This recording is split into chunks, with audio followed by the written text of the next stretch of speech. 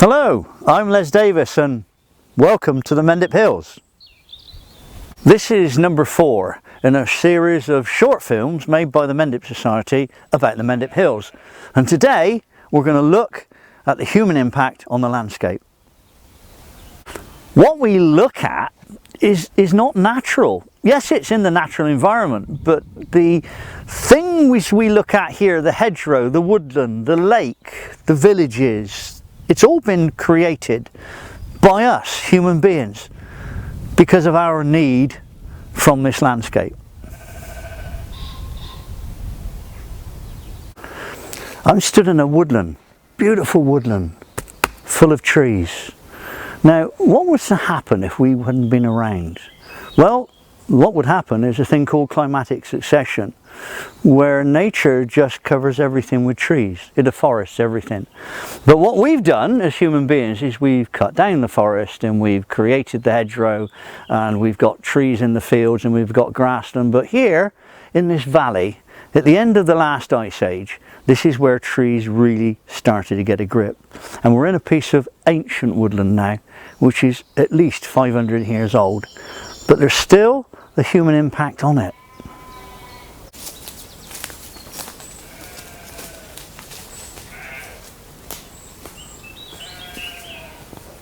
So why have I come here to this hole in the ground?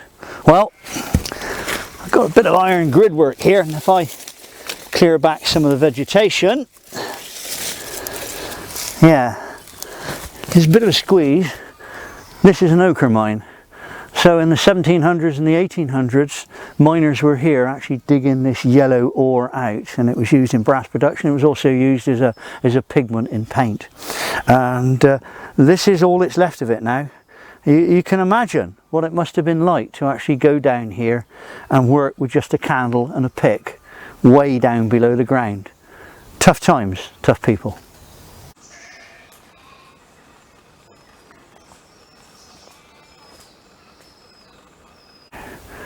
Throughout the Middle Ages, this would all have been open field systems, but towards the end of the 1700s and the early 1800s, things started to change.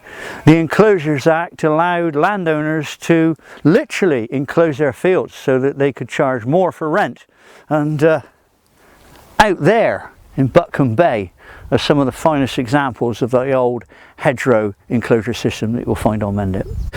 What we're looking at is the hedgerow system, is that these are the threads that stitch together that patchwork quilt of the countryside. They contain the livestock that's grazing within the field, but you also notice as well that they do tend to sort of zigzag. You get what we call a dog leg in it, and that's where there would have been another hedgerow going across to make a smaller paddock. Nowadays, sadly, many of the hedgerows have been grubbed out, so this is one of a little bit of a look into the past.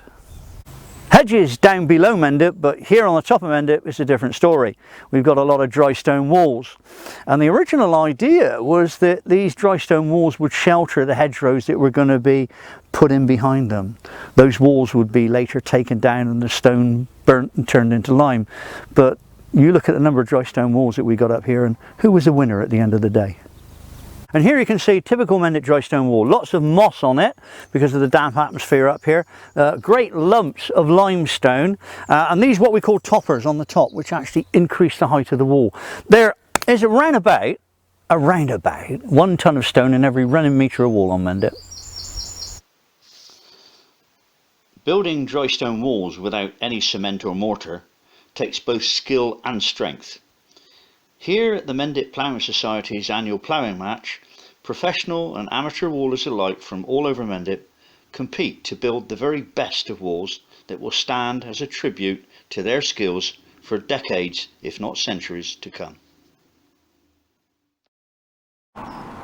This road sign gives us a clue as to just how old this roadway is. Crisscrossing Mendip Top are a whole load of these drove roads. They were the super highways during the medieval period for moving livestock to and from grazing areas, to and from the lowlands, and also off to market as well. But nowadays, well, yeah, they're just ordinary public rights of way, some of them, or just farm tracks. Here I am walking in the footsteps of the ancients, and I wonder how many thousand sheep have actually made this journey.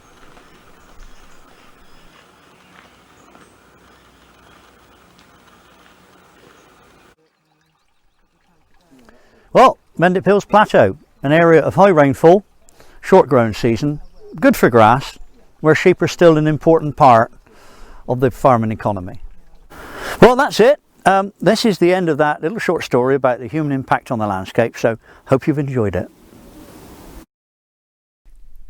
If you'd like to find out more, go to www.themendipsociety.org.uk or search for us on Facebook.